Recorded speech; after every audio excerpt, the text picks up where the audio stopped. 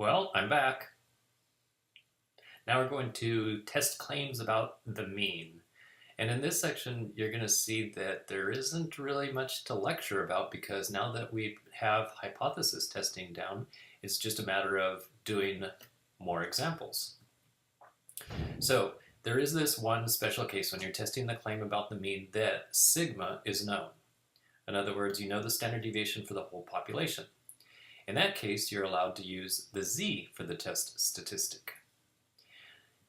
Okay, so that was the lecture. Now, the examples. Okay, so 97% level of confidence. Test the claim the GPA at Hartnell College is 2.8 on average. So the sigma is 0.48. And here's some sample data. This actually comes from one of my students' projects. They interviewed 40 people. They found the GPA average to be 2.98. So test the claim that it is equal to 2.8. So H1 has not equals. It's going to be a two-tailed test. And then for some strange reason, I decided to use 97% level of confidence. So alpha equals 0.03. Okay. Here's the sample data. I always like to write that down. And then here's the picture. It's two tails. If you take 0.03 or 3%, cut it in half, that's 1.5% on each side. So if you look at the table, you will find that 0.015, I was looking at the A2, the negative z table, then you'll find out that 0.015 is right there in the table. So then, if you look to the side and up, you'll find out that's when z equals negative 2.17, and then positive 2.17 on the other side. So there's the critical regions. Next, we're going to use the calculator, and like I said in the lecture part, you know these two sentences right here? We're going to be using z, so it's going to be the z-test. So type in the data. 2.8 is coming from the claim. 0.48 is the standard deviation. It should be not equals so that the calculator knows it's a two-tailed test. That way it gets the p-value correct. And then look at this. Our test statistic turns out to be a 2.37.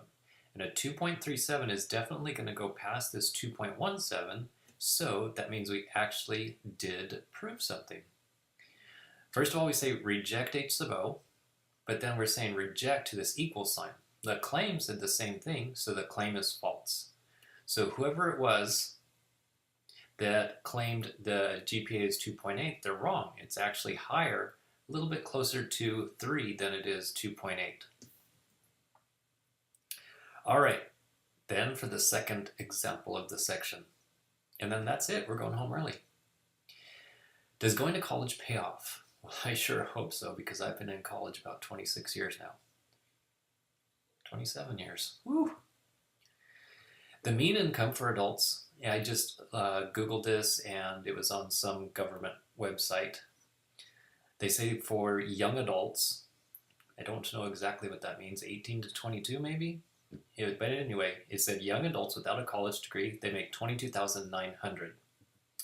Then there was a sample of 45 college graduates that found the mean starting salary to be $45,327. So that's obviously a lot better than making $22,900, but is 45 people enough to actually prove anything? And then according to the last census, the standard deviation would be 10,247 for college graduates. So there we go.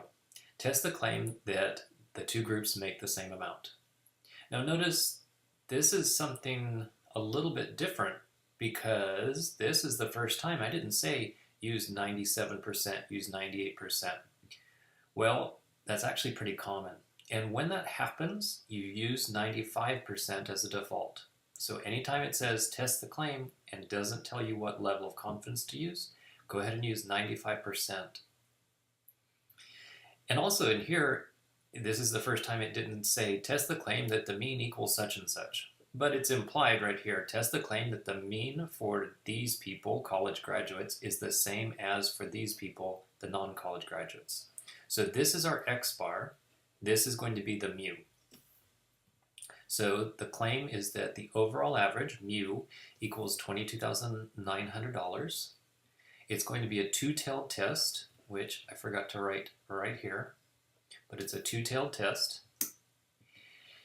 And as always, write down the sample information. And next, the picture is going to look like this. Since we're using two tails, and we've got alpha equal 0.05, then it's going to be 0.025 and 0.025. That is the most common z-value there is, 1.96. So that one I actually didn't even have to look up anymore. But if you look at the bottom right corner of table A2, it will show you common z-values, and 1.96 is one of them. Okay, so as I pointed out before, because the sigma is known, we're going to use, get back here, we're going to use the z-test. And so this is from the claim, our sample data, and then make it a two-tailed test and calculate. So the z turns out to be 14.6, which goes way, way, way past 1.96. So we way, way, way proved something. And what we proved is that we can reject H sub O. So this equals is rejected. The claim, that's also rejected. The claim is false. So for college graduates, the average is 45,000, way better than for non-college graduates. So that's just a lesson to you to hang in there, graduate from college. You're going to be making like almost twice as much.